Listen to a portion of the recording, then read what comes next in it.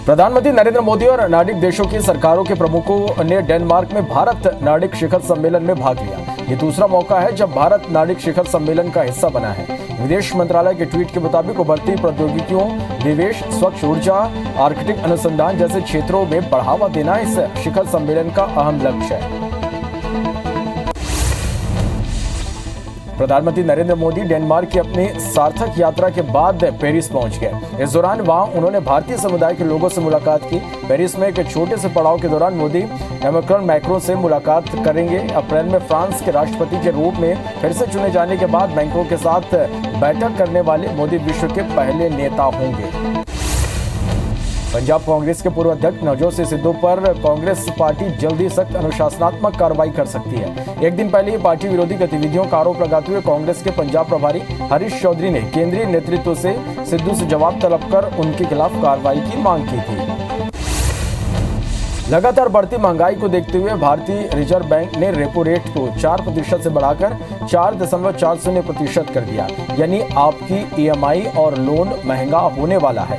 2 और 3 मई को monetary policy committee की आपात बैठक हुई, जिसमें यह फैसला लिया गया। आरबीआई गवर्नर शक्तिकांत दास ने प्रेस कॉन्फ्रेंस में ये जानकारी दी।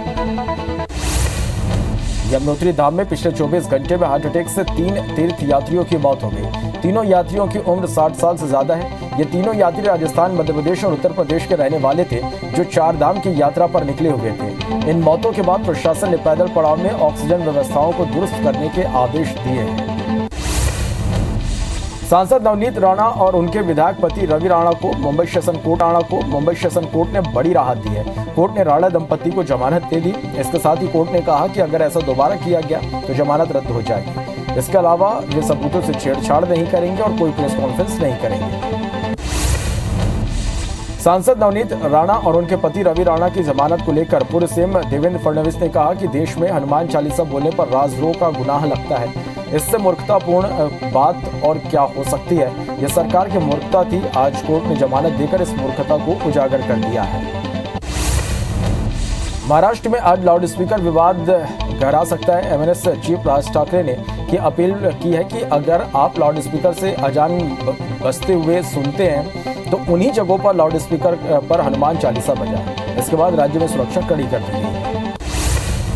महाराष्ट्र पुलिस की सख्ती के बाद भी महाराष्ट्र नवनिर्माण सेना चीफ राज ठाकरे अजान के दौरान दोगुनी आवाज में हनुमान चालीसा बजाने पर अड़े हुए हैं। इस बीच उन्होंने एक प्रेस कॉन्फ्रेंस कर अपना पक्ष रखा। एमएनएस प्रमुख ने कहा कि अगर आपको लाउड स्पीकर से नमाज पढ़नी है तो तय सीमा से भीतर आवाज रखें।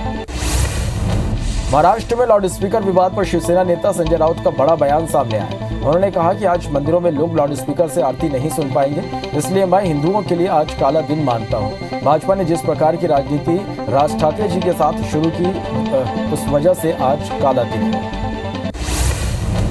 लाउड स्पीकर पर राज ठाकरे के बयान को लेकर केंद्रीय मंत्री मुख्तार अब्बास नकवी ने कहा कि यूपी को एक मॉडल की तरह लीजिए। सभी धर्मों के धर्मस्थलों पर लोगों ने गैर जरूरी लाउड स्पीकर हटाए, लेकिन कहीं परिवार, कहीं वर्चस्व की लड़ाई चल रही है। समाज के सौहार्द को बिगाड़ने की कोशिशें कोई करे तो ये ठीक नहीं है।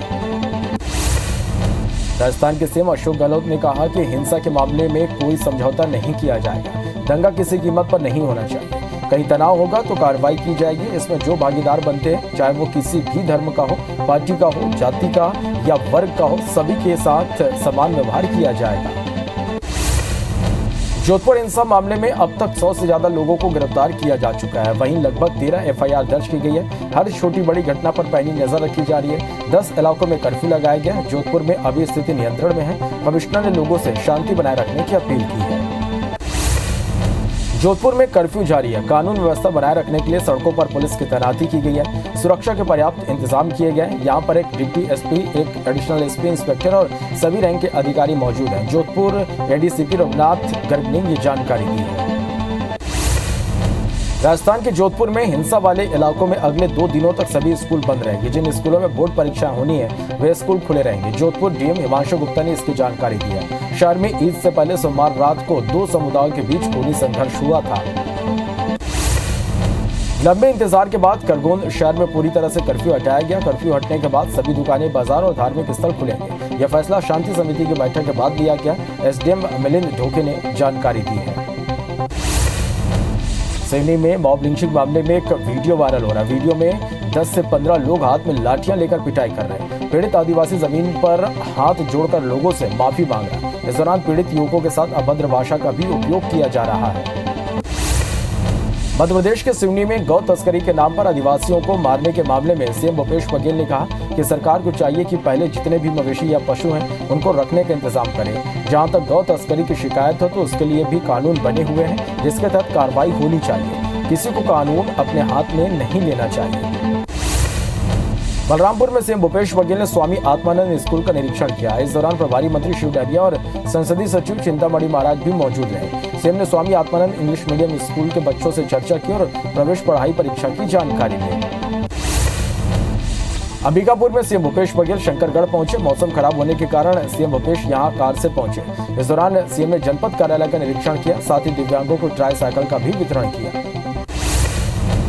बलरामपुर के कुसमी नगर पंचायत के सीएमओ को सस्पेंड कर दिया गया। सीएम भूपेश ने खुद सीएमओ को सस्पेंड करने के निर्देश दिए थे। मामले में शशिकला नाम की महिला ने गरीबी रेखा से नाम कटने की सीएम से शिकायत की थी। महिला राशन कार्ड की लगातार भटक रही थी, जिसके बाद कार्रवाई की गई।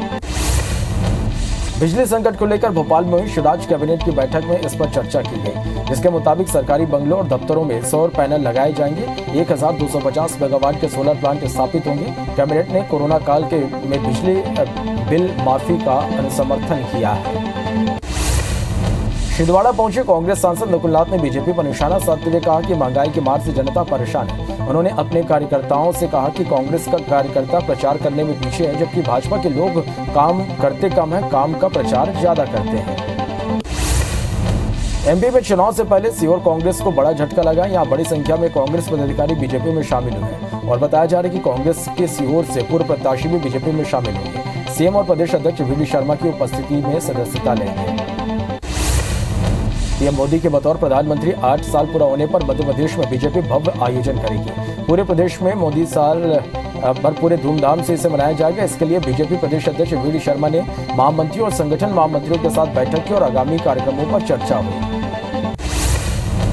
मध्य प्रदेश में बिजली संकट गहराता जा रहा है। प्रदेश के ग्रामीण इलाकों में 8 से 10 घंटे बिजली की अघोषित कटौती हो रही। शहरी क्षेत्रों में हालात बिगड़ते जा रहे हैं। खुद ऊर्जा मंत्री प्रद्युमन सिंह तोमर ने माना कि प्रदेश में कोयले की कमी के चलते विद्युत उत्पादन प्रभावित हुआ है। बिजली संकट दूर करने के लिए विदेश से कोयला मंगाया जाएगा। सांसद अरुण साव की अध्यक्षता में बिलासपुर जिला विकास समन्वय एवं निगरानी समिति में बैठक का आयोजन किया, जिसमें केंद्र सरकार के संचालित योजनाओं की प्रगति को लेकर समीक्षा की गई। बैठक में 42 एजेंडों पर चर्चा हुई। समीक्षा के दौरान कई केंद्रीय योजनाओं के क्रियान्वयन में मिल रही शिकायतों को लेकर सांसद ने अधिकारियों को फटकार लगाई। छत्तीसगढ़ में 12 मई से 12 जून के बीच युवा कांग्रेस के चुनाव होने हैं। पद हासिल करने के लिए दावेदार 14 डिग्री तापमान में युवा वोटरों से संपर्क साधने के लिए पसीना बहा रहे हैं। चुनाव पूरी तरह डिजिटल होगा। जो युवा पहले पार्टी के डिजिटल सदस्य बनेंगे वही चुनाव में वोट डाल पाएंगे। मुख्यमंत्री भूपेश बघेल के कोरिया जिले में आने के पहले प्रशासन पूरी तरह से सक्रिय हो गया। प्रशासन अधिकारी भीषण गर्मी में सुदूर वनांचल के गांव पहुंचकर चौपाल लगा रहे हैं। आज बारासी इलाके में कलेक्टर कुलदीप शर्मा, एसपी प्रफुल्ल ठाकुर अपनी टीम के साथ पहुंचे और यहां एक पेड़ की छांव में खुद जमीन पर बैठकर जन चौपाल लगाई। रायपुर रेंज के नए आईजी का पदभार संभालने के बाद ओपी पाल ने आज रायपुर पुलिस के तमाम अधिकारियों की बैठक ली। अपनी पहली बैठक में आईजी ओपी पाल ने राजधानी में कानून व्यवस्था बनाए रखने पर खास जोर दिया। खासकर शहर में चाकूबाजी और नशे के कारोबार के खिलाफ सख्त पुलिसिंग के निर्देश दिए। रायपुर में लापता युवक की लाश मिली है। युवक की लाश सतनामी पारा तालाब में मिली है। युवक बीते 1 महीने से खमतराई इलाके से लापता था। इसके पास से मोबाइल और सुसाइड नोट बरामद हुआ है और बताया जा रहा है कि बाइक नहीं दिलाने पर युवक नाराज था। अनूपपुर जिले के रेवा अमरकंटक मुख्य मार्ग पर एक यात्री बस अनियंत्रित होकर पलट गई, जिसमें दर्जन भर से ज्यादा यात्री घायल हो गए। घटना के बाद 108 एम्बुलेंस और 100 डायल को इसकी सूचना दी गई, जिसके बाद घायलों को अस्पताल में भर्ती कराया गया। गौरेला में बच्चों को नशीला सामान बेचने से रोकने पर एक व्यक्ति की पिटाई करने वाले दुकानदार सहित 2 आरोपियों को पुलिस ने गिरफ्तार कर लिया। दरअसल रानी जाप गांव में पड़ोस में रहने वाले एक शख्स ने दुकानदार को बच्चों को नशीला पदार्थ बेचने से मना किया था, जिससे नाराज होकर दुकानदार ने उस पर हमला कर दिया।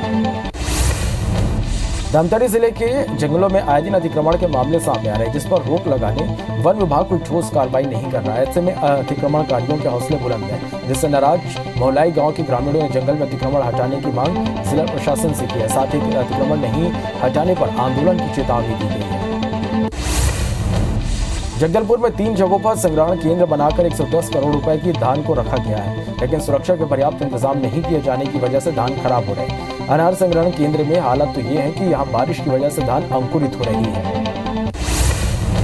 पुलिस और साइबर क्राइम टीम को एक और सफलता हासिल हुई। नामी डकैत कल्ली गुर्जर के 2 सहयोगी आरोपियों को पुलिस ने गिरफ्तार कर लिया। आरोपियों के पास से माउजर बंदूक और कारतूस जब्त किए गए। साथ ही पुलिस ने डकैत के दोनों सहयोगियों का जुलूस निकाला। पुलिस ने एक आरोपी पर 10,000 का इनाम घोषित किया था।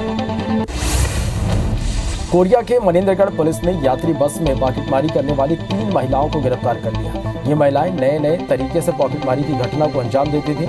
पकड़ी गई महिलाओं में से 2 चिरमिरी की और 1 लालपुर की रहने वाली है।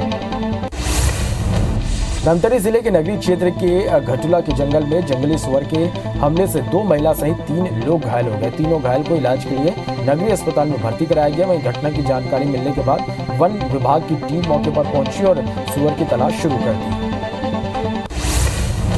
राज्य में 9 भैंसों को कीटनाशक खिलाकर मारने के मामले में राखी पुलिस ने 2 सगे भाइयों को गिरफ्तार कर लिया। आरोपियों ने पुलिस को पूछताछ में बताया कि प्रहलाद की भैंसें बार-बार उनके खेत में घुस जाती थी, जिससे उनकी फसलें बर्बाद हो रही थी। नाराज होकर उन्होंने ये प्लान बनाया।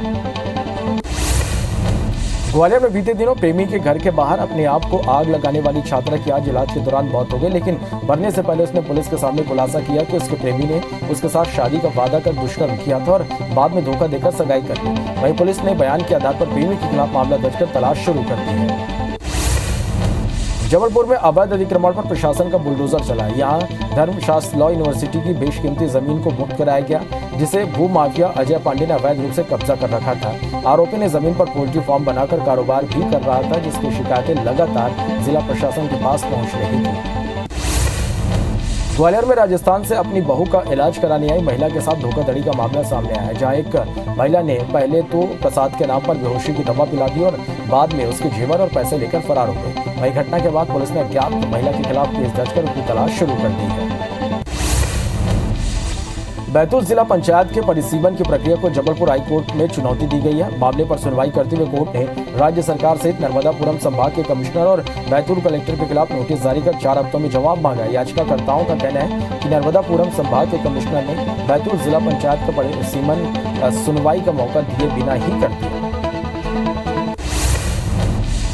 चित्रकूट में गांजा तस्करी के मामले में फरार आरोपी को बकावन पुलिस ने विदिशा से गिरफ्तार कर लिया। दरअसल करीब 1 साल पहले पुलिस ने मुखबिर की सूचना पर 51 किलो गांजा बरामद किया था। वहीं चेकिंग के दौरान आरोपी फरार हो गया था, जिसे 1 साल बाद गिरफ्तार किया गया। कांकेर में ग्राहक के खाता से धोखाधड़ी कर पैसा निकालने वाले ग्रामीण बैंक के कैशियर को पुलिस ने गिरफ्तार कर लिया। कैशियर ने 2019 में 40,000 रुपए की हेराफेरी की थी। आरोपी को कांकेर पुलिस ने रायपुर से गिरफ्तार कर लिया।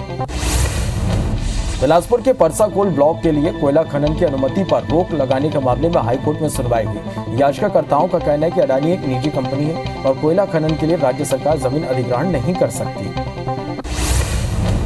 धमतरी की पीपरछेड़ी गांव में अवैध उत्खनन से परेशान ग्रामीणों ने प्रदर्शन किया। इस दौरान लोगों ने धमतरी भखारा मार्ग में चक्का जाम कर दिया। वहीं चक्का जाम की सूचना मिलने पर अर्जुनी पुलिस और प्रशासन की टीम मौके पर पहुंची और काफी समझाइश के बाद मामला शांत हुआ।